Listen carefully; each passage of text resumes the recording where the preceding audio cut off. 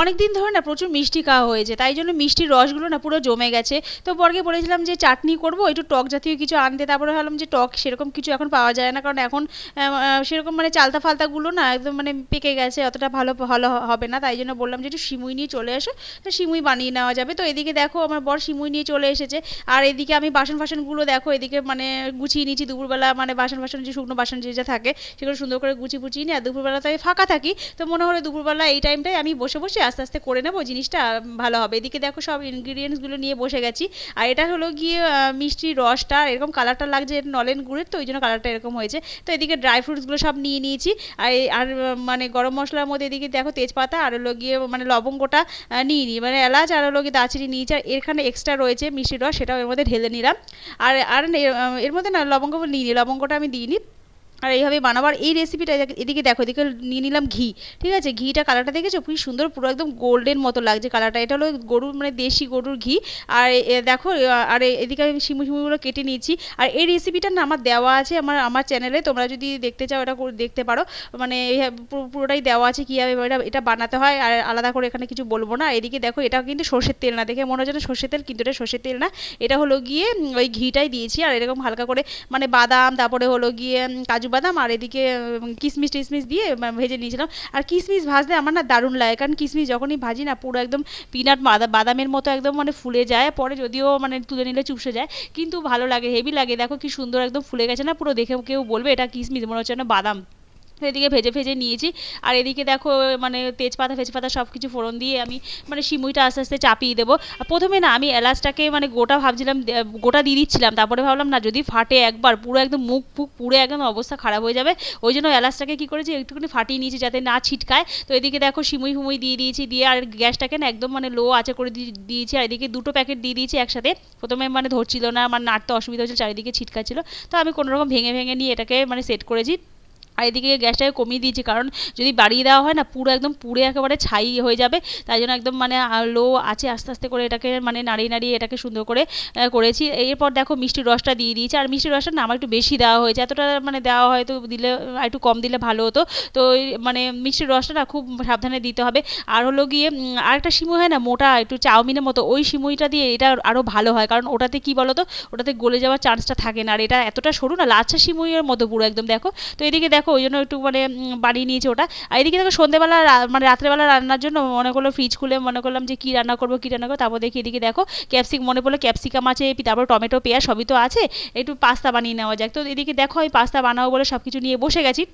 এদিকে capsicum tomato পেঁয়াজ, আর এখনকার পেঁয়াজগুলো সব একদম গজ বেরিয়ে যায় একদম গাছ গাছ হওয়ার জন্য। এদিকে একটা লেবু নিয়ে নিয়েছি, লেবুটা ছিল এদিকে, চলো এটাকে কেটে ফেলি। তো এদিকে দেখো সন্ধ্যেবেলা বসে বসে আমি এগুলো সব মানে কেটে ফেটে নিচ্ছিলাম, মানে ক্যাপসিকাম যা হয়। আর ভালোই লাগে, পাস্তা আমাদের খুব একটা খাওয়া হয় না, ময়দার জিনিস তো খুব একটা শরীরের জন্য ভালো না, তবে মাঝে মধ্যে ভালো লাগে যখন দেখি যে ঘরে সব কিছু সবজি আছে, বিশেষ করে ক্যাপসিকাম ট্যাপসিকাম থাকলে তখন ওটি মানে পাস্তা চাউমিন এগুলো বেশ বানিয়ে খেতে বেশ মজা লাগে। তো কালকে আমি সেটাই বানিয়েছিলাম সন্ধ্যেবেলা। এদিকে দেখো পুরো একদম আমার মানে কাটা ফাটা রেডি হয়ে গেছে। এদিকে সামান্য রসুন নিয়েছিলাম, কারণ আমার কাছে সিজিয়ান চাটনি যেটা থাকে সেটা তো নেই, তো ভাবলাম একটু রসুন দিয়ে দিই কুচি কুচি করে, বেশ ভালো লাগবে। আর এদিকে দেখো লঙ্কার মধ্যে আমি এই বোম্বাই লঙ্কাটা দিয়েছিলাম। আর এই লঙ্কাটা না আমি একদম কাঁচি দিয়ে কুচি কুচি করে দিয়েছিলাম, কারণ আমি হাত লাগাবো না, হাত লাগালে পুরো একদম পুরো গরম গরম পুরো জ্বলে যাবে, পুরো যেখানেই হাত দেবো সেখানেই আমার পুরো জ্বালা করবে। আর এদিকে দেখো ডিম নিয়ে নিয়েছি, দুটো ডিম দেবো এর মধ্যে, চাউমিন স্টাইলে বানাবো। আর এদিকে পাস্তা চাপিয়ে দিয়েছি বানাবো বলে, এদিকে জল ফল সিদ্ধ করতে দিয়ে দিয়েছি। আর আমি না পাস্তার মেজারমেন্ট বুঝি না, যখনই দিই না অতিরিক্ত হয়ে যায়, ঠিক পরের দিন রেখে রেখে খেতে হয়। ওই জন্য আজকে কী করেছি বাটি মানে মেপে মেপে দিয়েছি, তাতে কী হবে, তাও এই যে 2 বাটি দিয়েছি না এটাই অনেক হয়ে গেছে। মানে আমাদের পক্ষে মানে এটা অনেকটা ফোলে না, প্রথমে যখন দিই ভাবি যে এইটুকুনিতে কী আর হবে, তারপর দেখি কতটা ফুলে যায়। আর একটা লেবু ছিল পাতি লেবু, ভাবলাম যে পাতি লেবুটাকে নিয়ে একটু শরবত করা যাক, কারণ মানে হাফটা আমি খেয়ে নেবো আর হাফ বরের জন্য রেখে দেবো, অফিস থেকে এলে ওকে দেবো। আর এখন তো লেবু খুবই সস্তা, মানে গরমকালে যেমন এক একটা লেবু যখন অনেক দাম নিয়ে তৈরি হয়, এখন তো লেবু অনেক সস্তা। গরমকালে যে লেবুগুলো হয়তো এক একটা লেবু 10 টাকা 5 টাকা এরকম মানে 5-10 টাকা বিক্রি হয়, সেগুলো এখন তো প্রচুর সস্তা। ওই জন্য আমাদের ঘরে ম্যাক্সিমাম টাইমই মানে লেবুটা থাকে, মানে বড় এনে রাখে। তো মাঝে মধ্যে একটু স্যালাড ফ্যালাডের সময় দিই, বেশ ভালো লাগে খেতে। আর এখন মনে হলো একটু শরবতটা বানিয়ে নিই, তাই শরবতটা বানিয়ে নিয়ে আমরা দুজন খেয়ে নেবো। তো এদিকে দেখো একটু বিট লবণ দিয়ে দিচ্ছি, কারণ এর মধ্যে না বিট লবণ দিলে বেশ ভালোই লাগে, আমাদের ঘরে বিট লবণটা প্রায় আনা থাকে। আর এবারে না গিয়ে মানে আমি একটুখানি পিঙ্ক সল্টও নিয়ে এসেছিলাম। হিমালয়ান হিমালয়ান যে পিঙ্ক সল্ট ওটা নাকি শরীরের জন্য খুবই ভালো। তো ওটাও আমি এনে রেখেছি, ওটাও একদিন ট্রাই করব। ওটাও নাকি শরীরের জন্য অনেক ভালো, ওর মধ্যে অনেক মিনারেলস আছে। তো ওটা ওটা খাবো বলে ওটাও আনা আছে। তো এদিকে দেখো আমার শরবত বানানো প্রায় হয়ে গেছে। তো ওটা আমি একটুখানি ওই শরবতটাকে টেস্ট করে দেখছিলাম। আর এর মধ্যে না আমি যে চিনি ফিনি দিইনি, জাস্ট নর্মালি যে টক জলটাকে বলে শরবতের মতো, তো ওটা জাস্ট ভাবে নর্মালভাবে বানিয়েছিলাম। তো এদিকে বানানো হয়ে গেছে, এদিকে বরের জন্য তুলে রাখছি, মানে এক গ্লাস তুলে রেখে দেবো আর বাকিটা আমি খেয়ে নেবো।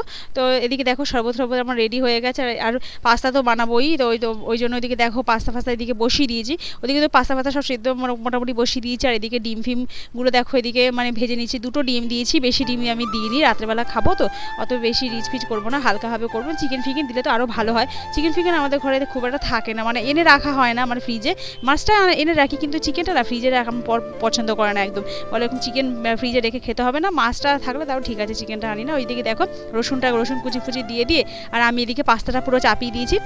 মানে পাস্তার জন্য দেখো ক্যাপসিকাম যা আছে সব একসাথে দিয়ে দিয়েছি, দিয়ে আমি ধিমে আঁচে আস্তে আস্তে করে এটাকে বানাচ্ছিলাম।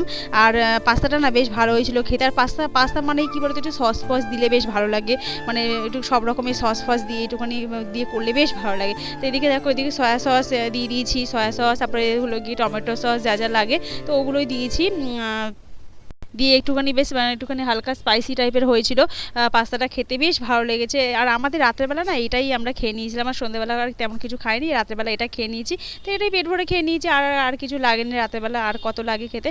আর আর এদিকে দেখো পাস্তাটা প্রায় ঢেলে দিয়েছি এর মধ্যে, আর অনেকটা হয়েছে গো, মানে প্রথমে দিয়েছিলাম তো অল্প করে, দেখলে তো যেরকম ছোটো বাটিতে 2 বাটি দিয়েছি, কিন্তু করার পর এতটা হয়েছিল না, মানে কি বলবো আর, মানে খাওয়া যাচ্ছিল না দুজনে। তাও মানে ভাবলাম যে ফ্রিজে কে রেখে দেবে, আর বারবার সকালবেলা উঠে কে খাবে, তাই জোর করে মানে কোনো রকমভাবে খেয়ে নিয়েছি, আর নষ্ট করিনি, ওটাকে খেয়ে নিয়েছি। কারণ বেকার রেখে দেওয়া তো পরের দিন আবার কে খাবে, ওই জন্য পুরোটা খেয়ে নিয়েছি। এদিকে দেখো লাস্টে আমি ডিম ফিমগুলো পুরো দিয়ে দিয়েছে, আর দিয়ে দেখো কত সুন্দর হয়েছে দেখতে, কালারটাও খুব সুন্দর হয়েছিল দেখতে। আর দেখো বর এদিকে নিয়ে চলে এসেছে হলো গিয়ে কেক। সেদিন তো একটা কেক খেয়েছিলাম, ভালো লাগেনি, তো বর বলে দেখো তোমাকে বাড়িতে কেক বানাতে বলি, তুমি তো বানাতে চাও না, দেখো এইটুকুনি কেক নিয়েছি, 150 টাকা নিয়েছে, হয়তো ভালো হয়তো বাটার ফাটার দিয়ে বানিয়েছিল, তো ভালো জায়গা থেকে নিয়ে এসেছে, ওই জন্য কেকটা মানে বেশ ওয়েট ছিল, ভালো খেতে। আর খেয়েছিলাম, বেশ ভালো লেগেছিলো খেতে, খুব সুন্দর কেকটা দেখো। আর বাড়িতে বানালে হয়তো আরও ভালো হয়, তো ভালোই হয়েছে।